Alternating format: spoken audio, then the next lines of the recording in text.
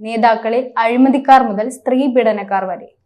ലോക്സഭാ തിരഞ്ഞെടുപ്പിൽ കനത്ത തോൽവി ഉണ്ടായതോടുകൂടി കേരളത്തിലെ CPM-ൽ പ്രതിസന്ധികളുടെ വേലിയേറ്റമാണ്.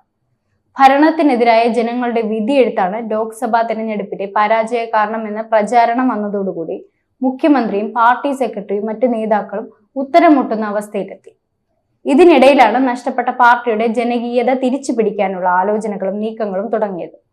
പാർട്ടിക്കകത്ത് നേതാക്കൾ പോലും പലതരത്തിലുള്ള കുറ്റങ്ങളുടെ പേരിൽ വെറുക്കപ്പെട്ട സ്ഥിതിയിൽ നിൽക്കുകയാണ്.